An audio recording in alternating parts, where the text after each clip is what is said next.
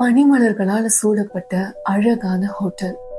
பார்க்கிறதுக்கு அது சாதாரண ஹோட்டல் தான். ஆனா அதன் சுவர்களுக்கு பின்னாடி இருக்கும் மர்மமான கதை. அந்த சுவருக்கு பின்னாடி அப்படி என்னதான் இருக்கு, அதை பத்தி தான் இன்னைக்கு நம்ம பார்க்க போறோம். நான் உங்க சந்தோஷி. வாங்க வீடியோக்குள்ள போலாம்.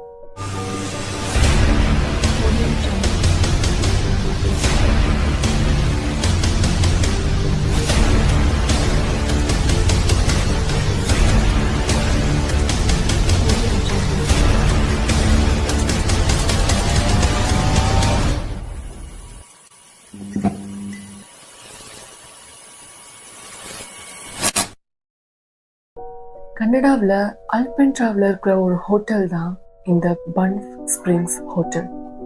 இந்த ஹோட்டல்ல எல்லா ரூம் நம்பரும் இருக்கும்.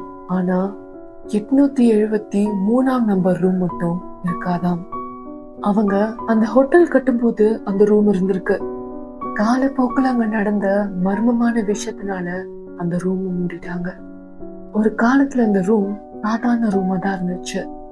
அப்போ அந்த ரூம்ல கணவன், மனைவி, அப்புறம் ஒரு சிறுவன் தங்கியிருந்தாங்க.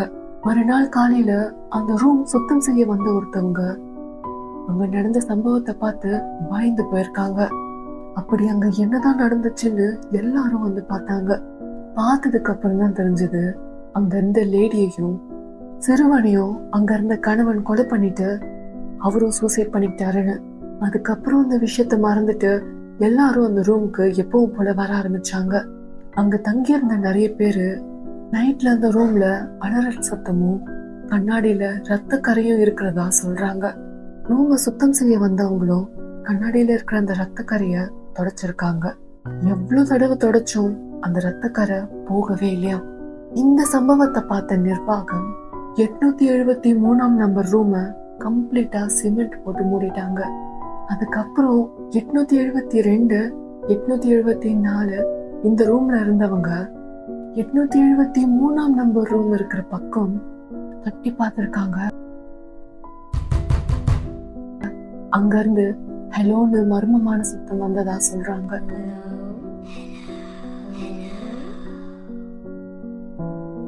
இந்த கதை உண்மையா பொய்யான்னு ஒரே மர்மமாவே இருக்கு.